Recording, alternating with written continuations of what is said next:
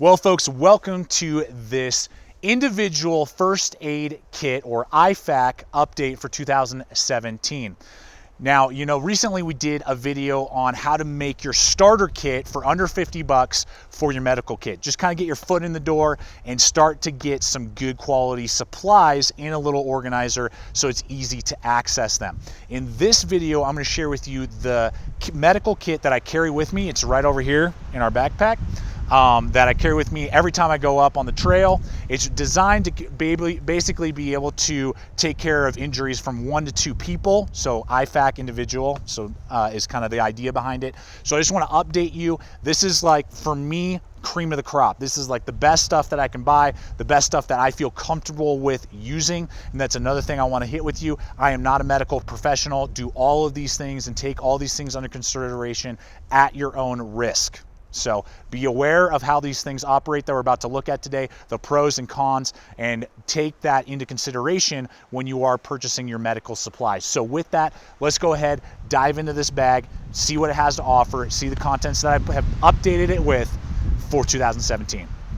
Now, the first item is the smallest of the fat packs from Vanquest. The reason that I use this type of pack is so that, as you can see here, I can attach it either on the interior or exterior of bags, and it makes it very easy for me to grab, deploy, get into the contents, and it has bungees on the outside so I can carry tourniquets and quick access items. So it's a very fast, accessible medical kit that I can wear on the inside or outside of packs. So that's what we're going to be looking at, and that's going to be holding the contents that we're looking at today. So here we are back at the homestead, and let's go ahead and dive into it. And folks, I will have a link in the description right below this video over to Amazon where you can see all these items that I'm going to share with you today. So you just can hit the link and bam, there will be the entire list of supplies. And this was not an overnight, build. I mean, this took me about 6 months to get all these items because I think there's about $200 invested into this kit, $150 to $200. So this isn't something necessarily, unless you got a big budget, that you're going to do all in one sitting. Buy piecemeal these out. Buy one tourniquet, this month. Buy the pack the next month. Buy, whatever it may be. So just think of that and build that system and get the system that works for you. So the first things that I want to hit on are the exterior quick access items. That this is an emergency. Someone got stabbed. Someone got injured with an axe, a saw, or a gunshot wound. So what I have here on one side is a cat tourniquet. Cat tourniquets, when you do your research, is usually the most recommended tourniquet on the market. I have had to use tourniquets before. I have not had to use a cat as of yet. We'll talk about which one I had to in a moment. And when you get out there and you are in the middle of nowhere and there is an injury like that, it could be life-threatening, and know your pros and cons, know what could happen, loss of a limb if you apply a tourniquet, know how to apply them properly. If you're just jacking around, never have no training or no knowledge of a tourniquet, you could really hurt someone else or yourself with them. So just be prepared and know what you're doing with tourniquets. But I always make sure that I have a cat tourniquet because of the recommendations from the people who are in the know of that item. That's on one side, so I can easily grab it and get to it right away. On the other, I have a color combination. I do that because I have several of these now in different kits, so just that I know which kit is which, I actually color combination them. So I know if I use some supplies out of my green pack versus my orange pack, then I know what I need to restock. And so what I have here is quick access shears. These are safety shears. Really inexpensive, but important so you can cut away clothing. That's what I had to do in one of my emergency situations on a buddy of mine. Had to cut away that clothing so I could see the wound, so we could, assess what needs to be applied. Is this something that's life-threatening? Is this something that's just a bad gash and we're going to clean it up here pretty easy and we don't need to freak out? So quick access to that. Then I have a rat's tourniquet, a different style of tourniquet. It's about half the price of the cat's. People say back and forth. Some people love them, some people don't. I make sure that I have multiple styles and different types so that if one is not working, I can apply a second one and actually a third one that we'll look at in here, and that's the one I had to actually use. Yeah, it's good to have at least 2 minimum is what I would say. You could do 2 cats if you want to, but I like to have different options there for different scenarios and just whatever it may be. So a rat's tourniquet on the other side, so 2 tourniquets with quick access and scissors. All right, as we open this bad boy, and I want to show you what's going on the lower panel here. So the Fat Pack comes with 3 elastic band ports so that you can have a couple items on that front window. So I make sure that I have iodine, and I have it in a squeeze bottle with a squeeze head instead of just a pour. And the reason that I have electrical tape on this and it labeled iodine instead of just in the container or just putting it in, you know, a clear container, is iodine is like a lot of other liquids in the medical field that if they are exposed to sunlight, they lose their effectiveness really quick. So you could easily just wrap this in duct tape, electrical tape. If you have a clear container that you want, just kind of some squeeze capability is what I wanted, and iodine is really important to disinfect the area. Then we got some adhesive tape, and then and I'm using a nitized gear tie just to kind of help secure that. These things are awesome for all sorts of different things. And then back here I just have a small bandage, wrap bandage, that I could quickly access and begin to apply pressure to a wound that I wouldn't feel needs a tourniquet or, you know, blood flow being cut off. We just need to put pressure on it. This is a quick one to use. Then as we move up into the main compartment, I have here a 3rd tourniquet that also acts as a compress bandage. It's a 2-for-1. This is a SWAT tourniquet. This is the one that I had to use on my buddy because we didn't know how bad the wound was. Was it arterial? Was it not? We were trying to figure it out, and so instead of just immediately going to the tourniquets out here and cutting off all blood flow, we applied this, and as time went on, we saw that we needed to cut off the blood flow, so we cut off the blood flow with this SWAT tourniquet and got my buddy to a medical center and took care of it, and the doctor said if this was not applied, my buddy probably would have lost his life. So the fact that this SWAT tourniquet, which would run about $12, is basically like a very large rubber band. I mean, that's how I could describe it to you. It's not my necessarily first choice. These other tourniquets out here for straight up cutting off blood circulation, particularly if you're by yourself, those are going to work better for you. But I like this as either, you know, this is the first line of defense, if you will, because it's rather inexpensive. I have personally experienced complete blood circulation cutoff with it. So it does work in that capacity, and it also works as long as you apply a other just pad or bandage and then you wrap it with the basically giant rubber band that it is. It will act as a compress as well. So it's kind of this 2-for-1 that you get with it. I make sure that all my kits have this, so it's an option for me to either work as a compress bandage applicator or as a last stitch tourniquet if needed. So SWAT tourniquets, I recommend those, have used them personally and seen their effectiveness. Now below this, I have a CellOx rapid apply bandage.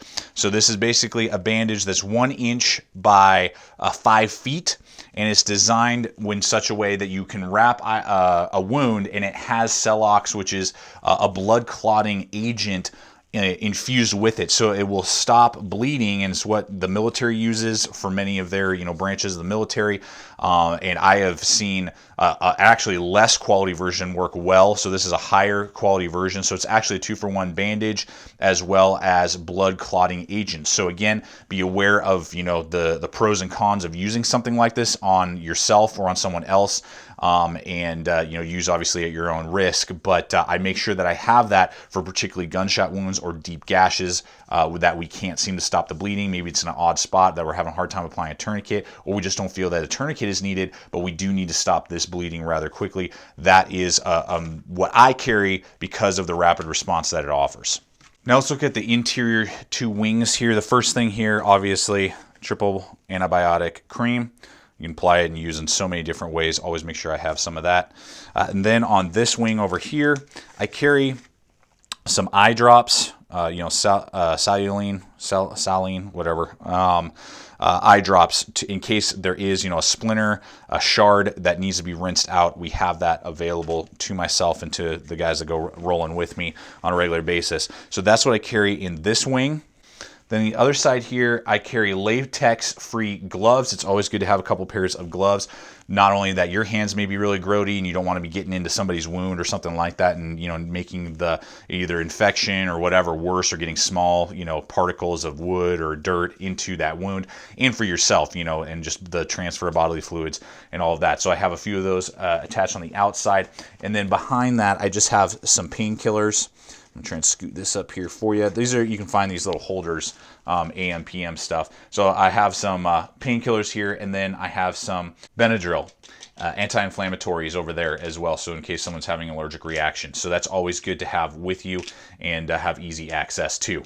Then behind that are kind of more the less essential, I would say, items that, you know what, yeah, you got hurt, yes, there's a cut, yes, you got a big splinter, you know, maybe something like that for this little pouch, but these are the items that would be the last, that you're not having to freak out, you know, because in that emergency situation of having to use a medical kit, your heart's beating, the person that's injured, either yourself or another person, is kind of freaking out, is really stressed out. It's high stress. You want stuff that you can get really fast access to. You don't have to think about it. You don't have to fumble through a bunch of plastic bags and stuff like that. So just keep that in consideration. Again, that's why I like this pouch, this fat pack, because everything is really accessible and you don't have to stress out in that, you know, high intensity situation. That's what happened to me this past winter. You know, it was high intensity there for about 5 minutes, and then much longer into getting to the medical facility and getting that all taken care of.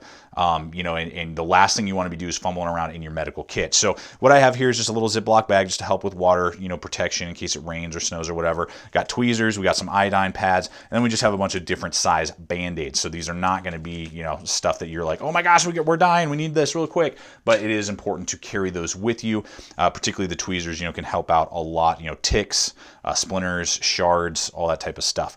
Then back here behind that, we just have some other smaller pads for different wounds. You know, I got a 2x2, got a 3x3, carry one of each. And then back here, finally, I have 2 of these pads, and this is where the SWAT tourniquet, again, excuse me, 3.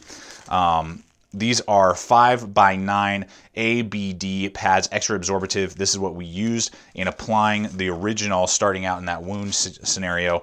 I took one of these, applied it to the gash, and then I wrapped this, and as time went on, we had to make sure that the pressure was so tight that it cut off the circulation, but it stopped the bleeding. So these pads are awesome, very large, obviously 5x9, very thick.